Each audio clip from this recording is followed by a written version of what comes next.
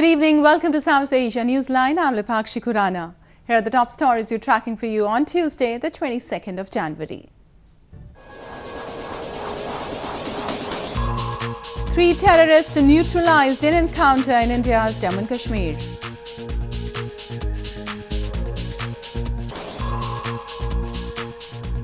Protest erupt in Pakistan after police kills family in encounter.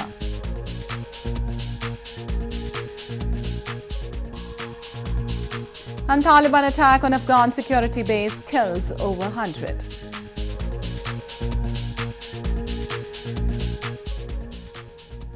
And now for all the details. Security forces gunned down 3 terrorists in an encounter in Shopian district of India's northern Jammu and Kashmir province on Tuesday. This was the second encounter in 24 hours in the province.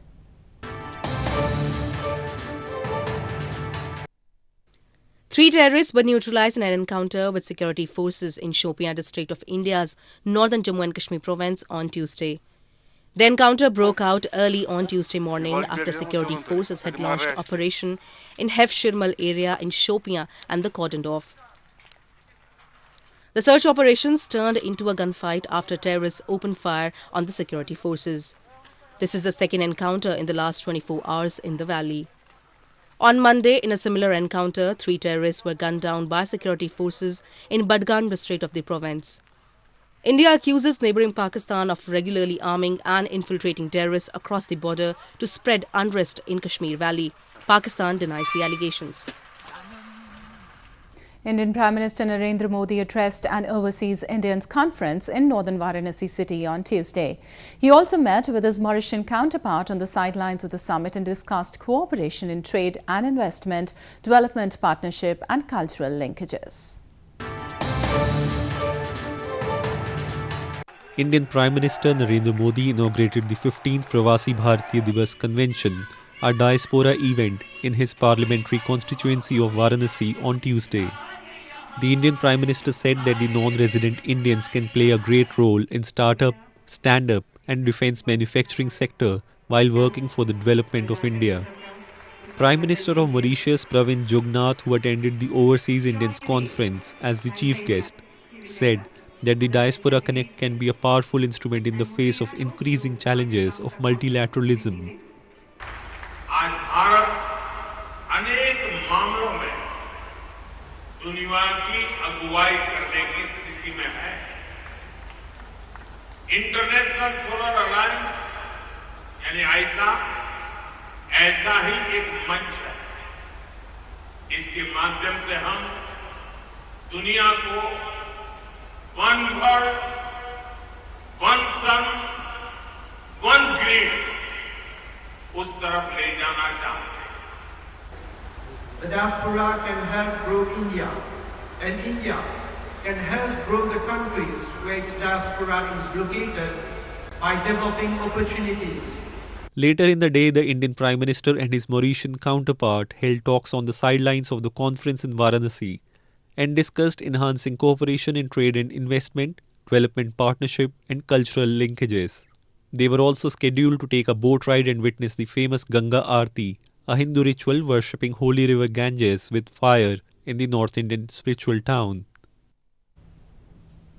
In news from Pakistan, a Pakistani investigative team on Monday began probing the police killing of 4 people in a car over the weekend, an incident which has outraged the nation and triggered a backlash against the police amid claims of brutality. It has sparked a fresh debate about extrajudicial killings and police impunity in the country, where such encounters are not uncommon.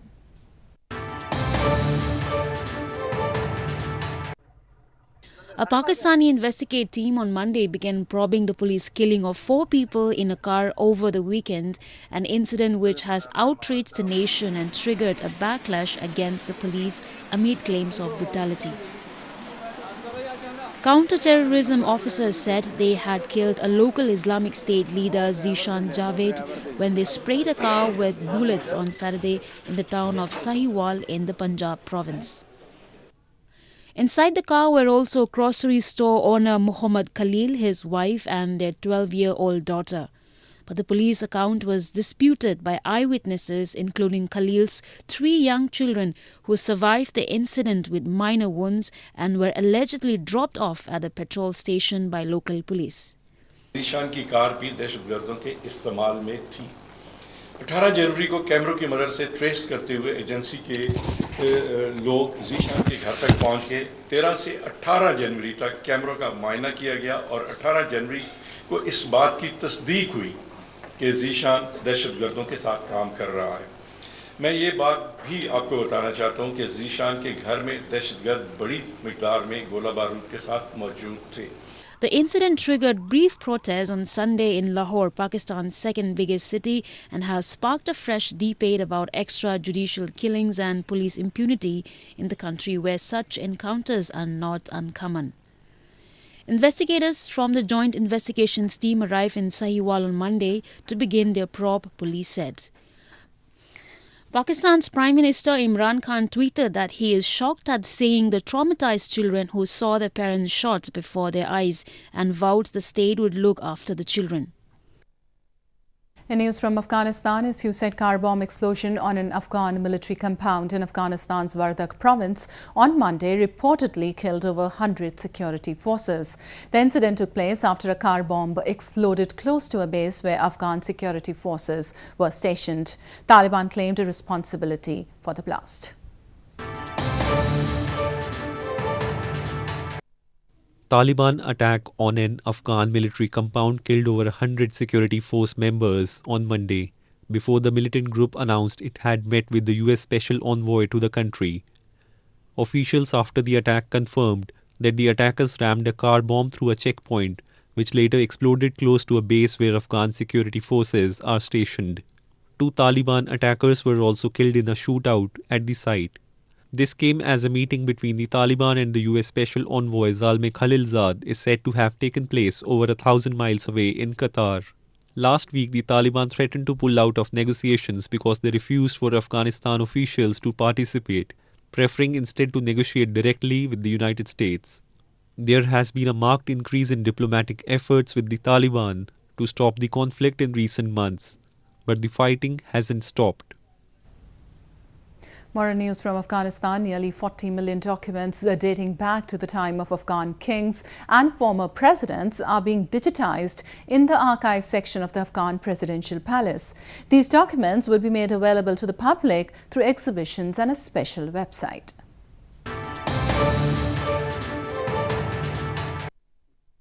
With the objective of preserving the historical documents dating back to the time of Afghan kings and former presidents, nearly 40 million documents are in the process of being digitized in the ARG archive of the Afghan presidential palace. The documents being digitalized include orders, agreements, property documents, profiles of government officials and suggestion letters. All the documents are being cleansed and the damaged ones are being repaired in the archive laboratory before being digitalized. The documents will be later made available to the public through exhibitions and a special website. الماری بسته است که سالها اسناد به داخل ازی که باشه به هیچ وجه اسناد خراب نمیشه. The new building for ARGS archive was established in 2018 and nearly 380 books which King Mohammad Zahir Shah used to read have been transferred to President Ashraf Ghani's library. In another room of the archive building, photos of Afghan kings and former presidents that were taken during the official trips are kept along with old Afghan books. Authorities in India's northern Jammu and Kashmir province recently launched a massive de-weeding drive in the iconic Dal Lake for the first time during winters to clean it much before the beginning of the tourist season in the valley. The lake is visited by millions of tourists every year and brings in huge revenue for boat rowers and hoteliers alike. Authorities in India's northern Jammu and Kashmir province recently launched a massive de-weeding drive in the iconic Dal Lake for the first time during winters to clean it much before the beginning of tourist season in the valley. The drive, undertaken by the Lakes and Waterways Development Authority, has been started to clean the lake of lily weeds that damage the fragile ecosystem of the lake. Over 1,500 labourers are deployed on daily basis by the authorities to clean up the moss and weed in the lake. बहुत अच्छा लग रहा है कि क्योंकि पहले ये summer में हो रहा था लेकिन अब गवर्नमेंट ने अच्छा स्टेप लिया है कि अब विंटर में ये काम ही हो रहा है क्योंकि जब टूरिस्ट यहाँ आने लगेंगे समर में तब ये बेहतरीन होगा कि जब वो आएंगे तो उस टाइम काम यहाँ नहीं चल रहा होगा क्योंकि ये सब फिनिश किया गया होगा इनने तो I think it is a very big step for us. Kashmir Valley is among the favorite holiday destinations for skiers, travellers and adventure seekers. For nearly a century, hand-carved houseboats bobbing on the placid Dal Lake has drawn scores of visitors to the stunningly beautiful Himalayan region of Kashmir. A Pet Fed festival was recently organized in India's showbiz capital Mumbai, where scores of dog owners gathered to pamper the canines and learn about their products for their pets. It is the biggest festival for pets in the country that offers a platform to pets and their owners to take part in different workshops and recreational activities.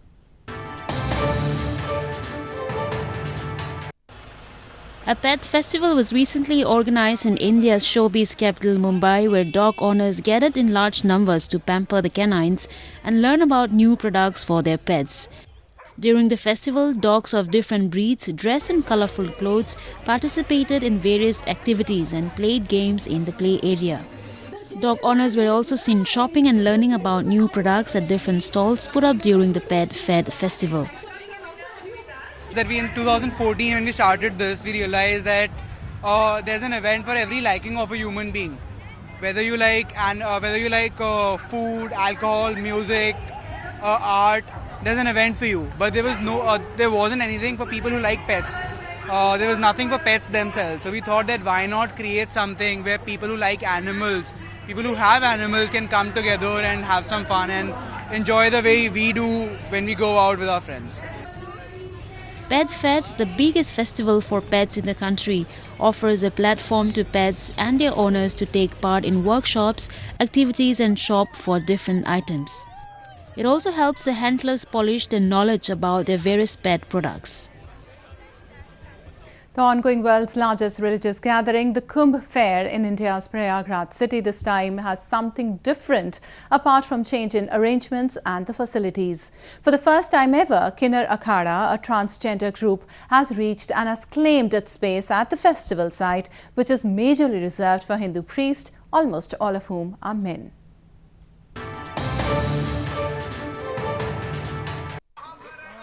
Lakshmi Narayan Tripathi, an Indian transgender activist and a former reality television star, is nowadays busy blessing a constant stream of pilgrims at India's Kumbh Mela, a huge ongoing religious festival in northern Prayagraj city. She's literally stealing the show at the fair with her religious movement called the Kinnar Akhada, the first transgender group, to bathe in the sacred waters at the festival site traditionally reserved for Hindu priests. On the first day of the ancient ritual, security stood by as she and her followers made their way through crowds on shiny chariots to take a dip and reclaim their place in the mainstream Orthodox Hinduism. This was the time that every second was so important for me and of my existence after a century down the line. We children of the same Sanatan Dharma were placed back with dignity to the space which we belonged. In India, transgenders are called hijras. They were worshipped as demigods for thousands of years but faced increased persecution under repressive rules introduced by the British, who controlled large swathes of India for 2 centuries until 1947. Today, despite legal recognition, many still face prejudice in conservative Indian society. There are few venues for employment and many are forced into sex trade or get by seeking alms at wedding and births, a long-time practice for hijras regarded increasingly as a nuisance by authorities. Well, that's all we have for you from South Asia this evening. Now our viewers can watch the show on SouthAsiaNewsline.com. You can also visit us on Facebook.com/SAsia Newsline and follow us on Twitter @SAsia Newsline. That's all in tonight's edition. We'll see you same time tomorrow. Good night.